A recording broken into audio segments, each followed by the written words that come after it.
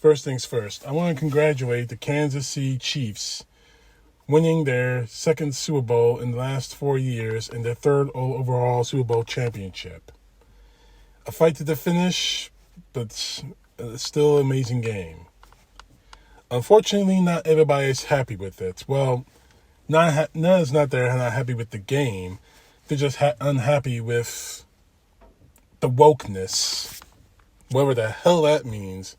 I still keep asking people, what the hell does woke mean? I mean, seriously, what does woke mean? I mean, I keep asking that question, and no one has given me a straight-up answer. But after yesterday, it hits me. Woke is nothing more than the Maga and the Republican PC way of saying black when they really want to say the N-word. It just hit me all night. All night they were screaming about Sally Lee Ralph, Emmy Award-winning actress, performing Lift Every Voice and Sing, a song that has been around just as long as the Star-Spangled Banner, and more to the point, that celebrates African American achievement in this country. It just for me, honestly, if you're worried, if you're that dense, that destructive about a song that lasts 3 minutes because it promotes African American liberation and freedom, then I have to ask, why exactly is that? The excuse is we're one nation, we should have one song, one national anthem for this country. Okay, so why does America have numerous songs about her? We heard another song besides the national anthem performed by a country music singer, which was beautiful. We heard America the Beautiful, performed by Babyface. So one song that promotes African American freedom is bad, but performing two songs about America, that's okay. But here's the thing, they don't even mention America the Beautiful, these right-wingers. They're not angry about it. Of course they're not. Obviously, it doesn't make any difference to them. But then you have idiots like Nick Adams and Mary Jean Taylor Greene, and of course Carrie Lake, who was at the Super Bowl in a photo going viral of her sitting down during the Black National Anthem, Lift Every Voice, Ace and Sing. It just shows her racism, and it shows her stupidity, and it shows the real reason why she lost her election for governor in Arizona, where the Super Bowl was played in Glendale. It just shows the stupidity of so many of these people. It's never been about a song. It's about the fact it's being performed and it expresses blackness. And obviously the game itself was a huge classic and a huge historical classic. We had two brothers from opposite teams playing each other. Of course, I'm talking about the Kelsey brothers. And of course, we had two African-American starting quarterbacks for the first time in NFL history playing against each other.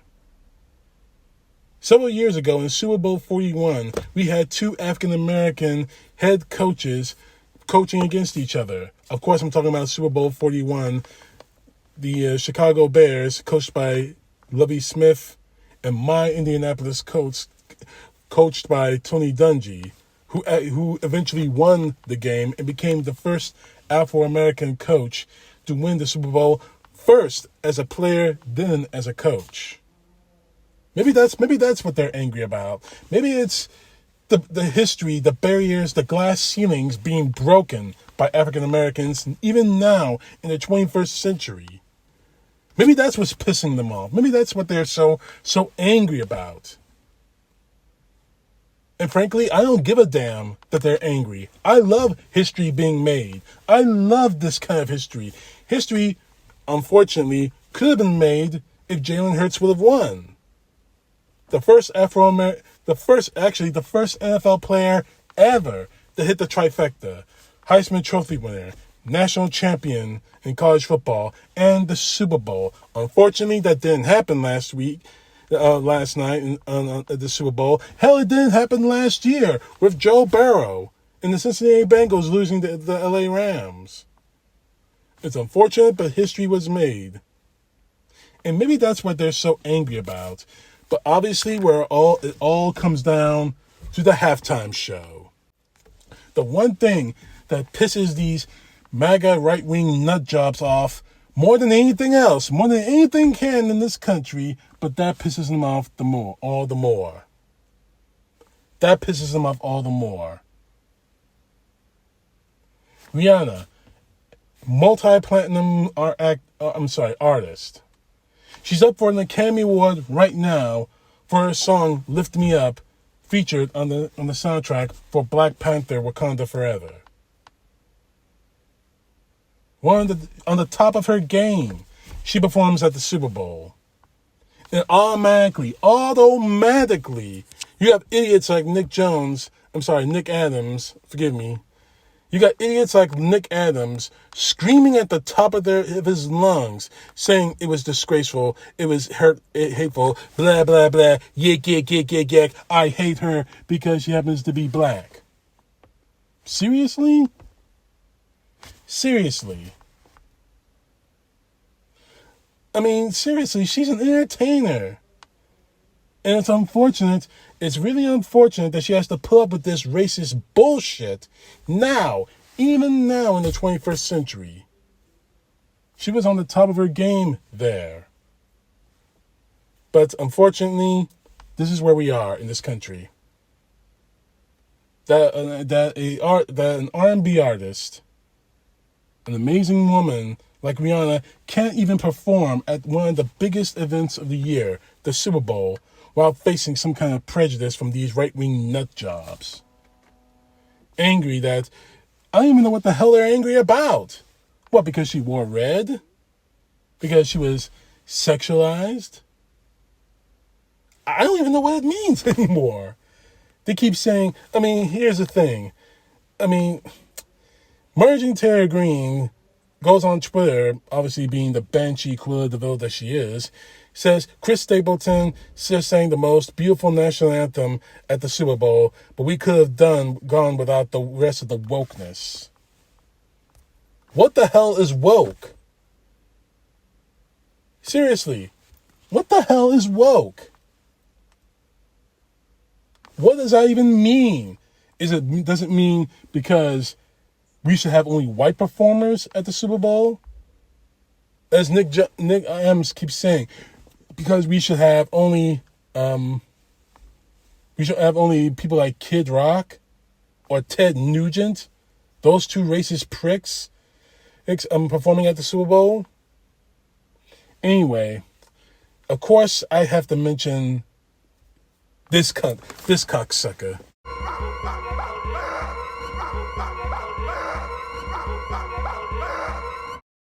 Donald Trump decided to go on Truth Social and blast her and saying, "Epic fail. Rihanna gave without question the single worst halftime show in Super Bowl history. This after insulting far more than half our nation, which is already in serious decline with her foul and insulting language. Also, so much for her stylist." Trump, we know that you're a fucking racist, but you're also fucking jealous. This whole thing reeks of jealousy. Rihanna is on the top of her game. I hope she wins the Academy Award for Wakanda Forever, because if you actually listened to the song, and by the way, I'm putting the link to her song on YouTube in the description below, because if you actually listened to the song, you would say it was beautiful. But unfortunately for you, Trump, you don't know what the fuck is beautiful, because you have never been with a beautiful woman. You only see women as conquests. You only see women as people you want to fuck.